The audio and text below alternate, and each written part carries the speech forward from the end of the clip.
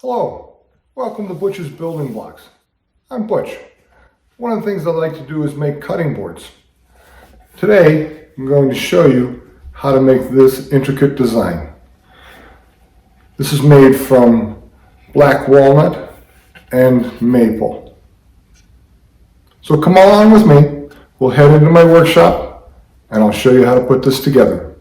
Welcome to the planning phase for our culinary cutting board that I saw the other day. The white sections are maple, the dark sections are black walnut. This is the section that is repeated. It's just flipped 180 degrees, making the pattern for our cutting board. Here's that lower section all by itself. I have 1, 2, 3, 4 pieces that are all the same. 1, 2, 3, 4 triangles that are all the same. Knowing that, I decided on how large I want my cutting board to be. In this case, we're going with a 12 by 15 inch cutting board. That gives me a nice even 6 inches for my center, making my calculations easier. I went into my workshop, found my black walnut and maple stock. My stock is 1 3/8 inches thick.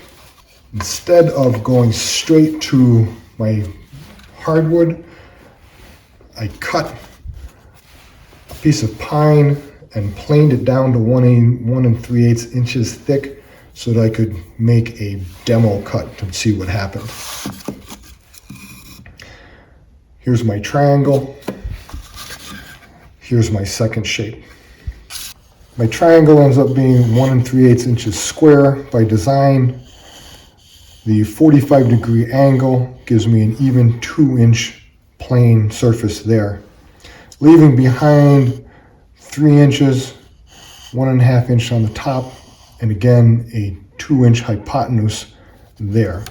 This fits my design pattern over here, and so I know that what I'm going to cut will come out as I like. Next thing I went and did was made a cut list, so I knew exactly what I needed. For my maple, I need 2 triangles at 16 inches.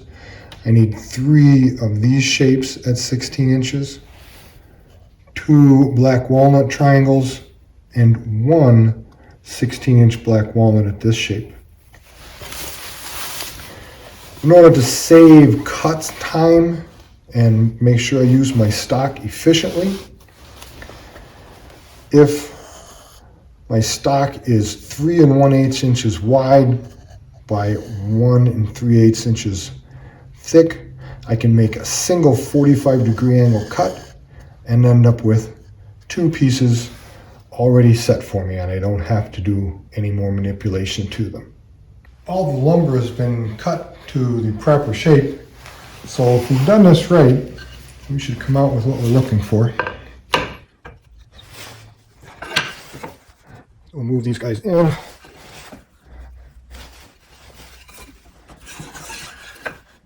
Our triangle. And there we go. There's our pattern. Looks pretty much like what we're looking for. Here we are at the glue up station. We have all our pieces. As you can see, I have blue painter's tape on my cawls and my clamps. That just helps keep the glue from drying and sticking on it. I've drawn a glue line here so I know which way each piece goes. All right, get some glue on this, get it all clamped up, and we'll let it dry for 24 hours.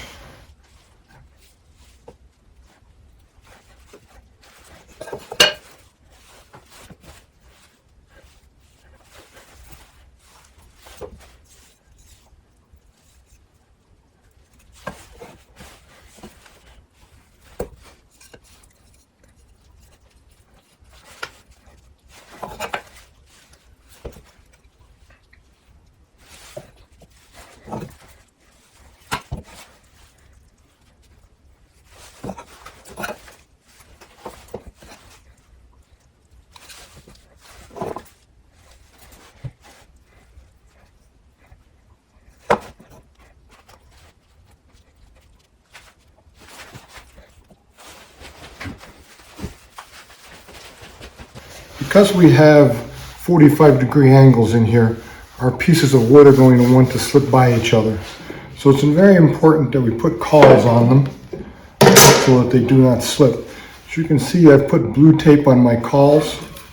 This will allow me to clamp things together and yet not worry about my cawls sticking to my workpiece.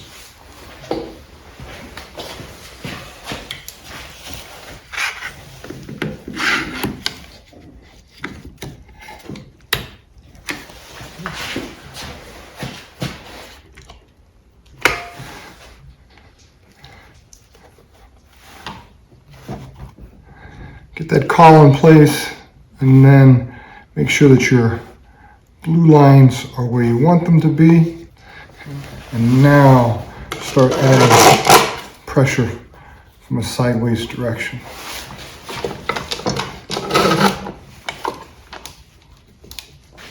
All right, there we go. We'll put a few more clamps on it and we'll let it sit for a while. And we'll come back and take off some of the glue before it hardens too much. Okay, our glue up is all done. I planed it nice and smooth, checked it up against my saw table to make sure that there was no warps or cups in it. I've decided to cut my pieces 1¼ inches wide to give me a nice solid cutting board. I've adjusted my fence with a stop block here so that I end up with 1¼ inches. Be sure to lock your piece down somehow so that it doesn't slip as you go through the blade. I already made one practice cut to make sure that I was getting a nice clean 90-degree angle and that it was the same thickness at the top and the bottom. So let's continue on.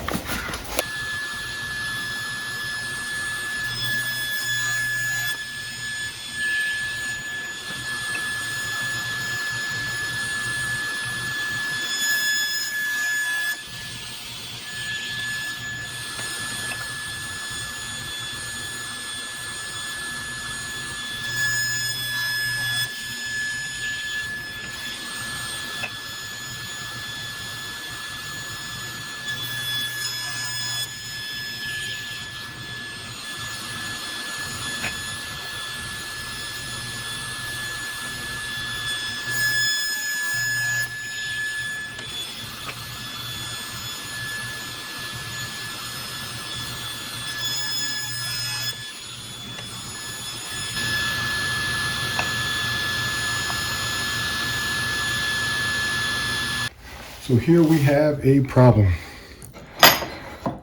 Obviously when I was gluing this up, I did not do a good job.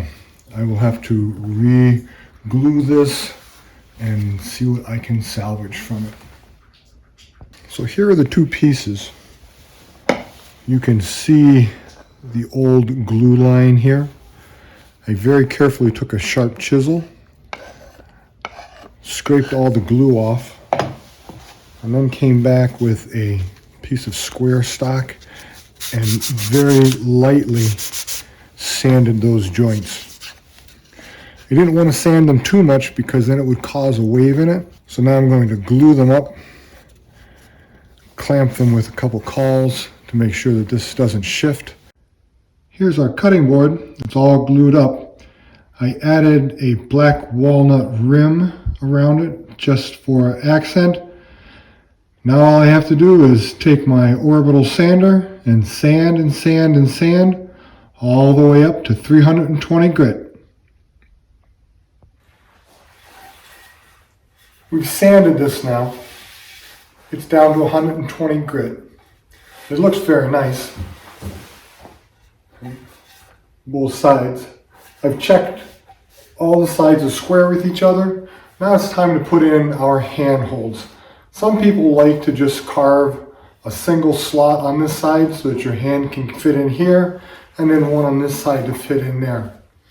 I'm not a big fan of that because when I want to reach down and grab my cutting board, I don't want to have to hunt for what side the slot is on. So instead, I'm going to cut a 45-degree angle on all four sides so that no matter where you reach to grab your board, your fingers will be able to get underneath and lift it up.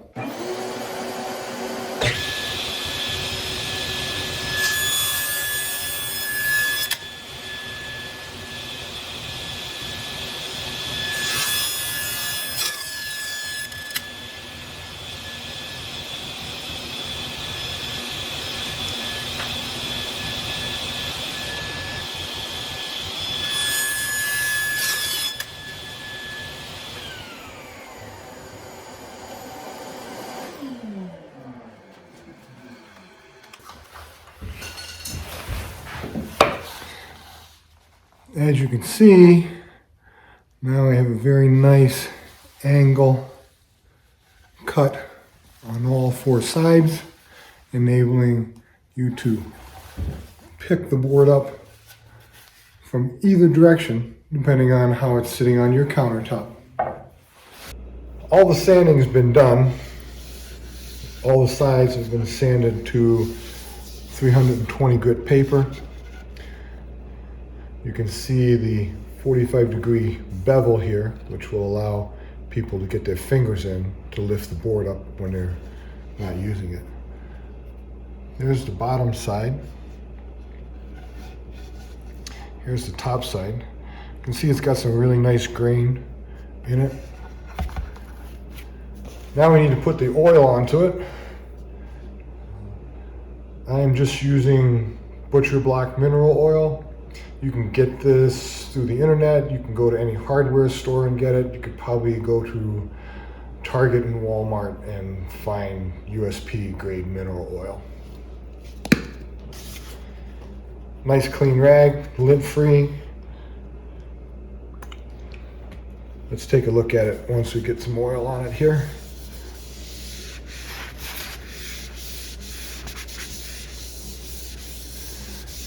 End grain butcher blocks will absorb a lot more oil than a face grain, as you can well see. So you have to be careful how much you do put on. You need to put enough on so that you have a nice even coat, but don't put so much on that your butcher block turns into an oil sponge, and then the beautiful gift that you give somebody will end up leaking oil back out.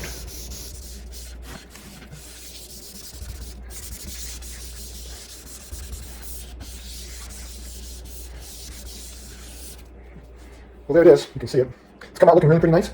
I'm going to let this oil soak in for an hour, and then I'll reapply the top side, and I'll also get the sides and the bottom. When it's all finished, I'll bring you guys back. Well, there it is. You can see it. It's come out looking really pretty nice. I'm going to let this oil soak in for an hour, and then I'll reapply the top side, and I'll also get the sides and the bottom. Here's our final product. I put mineral oil and then a coat of beeswax and mineral oil on it and buffed it down. It is buttery smooth, but as you can see, the pattern came out very, very nicely. The edge cut with black walnut trim, just to give it a little accent. And there you go, one beautiful cutting board. If you're interested in these cutting boards, they're all for sale. Please go to my website at butchersbuildingblocks.com and we'll see what we can do for you.